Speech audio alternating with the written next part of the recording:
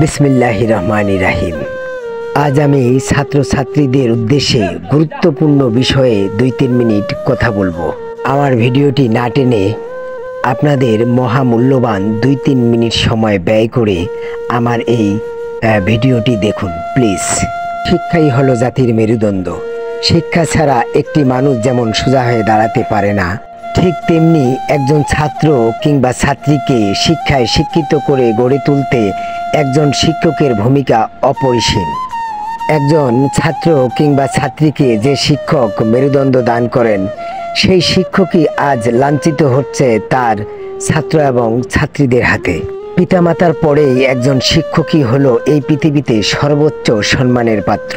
যে শিক্ষক ছাত্রছাত্রীদেরকে জ্ঞান দান করেন, শিক্ষক তার মেধা এবং শ্রম দিয়ে অক্লান্ত পরিশ্রম করে একজন নিরক্ষর ছাত্রছাত্রীকে সুশিক্ষায় শিক্ষিত করে মানুষ হিসেবে গড়ে তোলার চেষ্টা করেন, আর সেই শিক্ষকই লাঞ্ছিত হচ্ছে কিছু শিক্ষিত মানুষরূপী অমানুষের হাতে।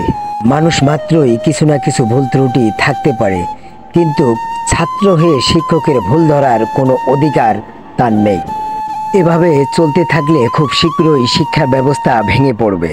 যেসব ছাত্রছাত্রীরা শিক্ষকের সঙ্গে অমানবিক আচরণ করছে, অতি শীঘ্রই এই সমস্ত শিক্ষার্থীদের জীবন অন্ধকারে ছেয়ে যাবে, তাদের ভবিষ্যৎ ধূলিসাৎ হয়ে যাবে।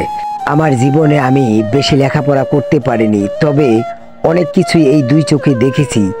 যে সমস্ত শিক্ষার্থীরা তাদের শিক্ষা গুরুর সঙ্গে খারাপ আচরণ করেছে, তারাই তাদের জীবনের সোনালী সুন্দর ভবিষ্যৎ অকালে হারিয়েছে। এই কথাটা আমি আমার জীবনের প্র্যাকটিক্যাল অভিজ্ঞতার থেকে বললাম। ছাত্রছাত্রী ভাই বোনদের উদ্দেশ্যে বলছি, এখনো সময় আছে, আপনারা নিজেকে শুধরান। শিক্ষকের উপর অন্যায় অত্যাচার বন্ধ করুন।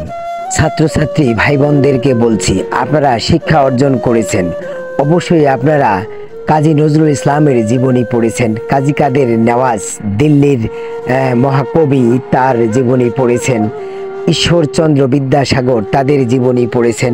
তারা এত বড় বড় মাপের মানুষ হওয়ার পরেও তারা তাদের শিক্ষা গুরুর উপরে যে সম্মান প্রদর্শন করে দৃষ্টান্ত রচনা করে গেছেন, তারা পৃথিবী থেকে চলে যাওয়ার পরেও যুগ যুগ এই পৃথিবীতেই অমর হয়ে রয়েছেন, তারা তাদের কৃতকর্মের মাধ্যমে।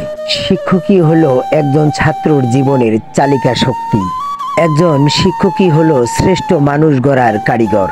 শিক্ষক তার শেষ রক্তবিন্দু দিয়ে একজন ছাত্রকে তিল তিল করে মানুষরূপে গড়ে তোলার চেষ্টা করে। একজন শিক্ষাগুরুর ঋণ আমরা কোনো দিন তা পরিশোধ করতে পারবো না। শিক্ষকের অপমান মহান আল্লাহ পাকেও কোনোদিন ক্ষমা করবে না। শিক্ষকের সম্মান মহান আল্লাহ কখনোই খর্ব হতে দিবেন না।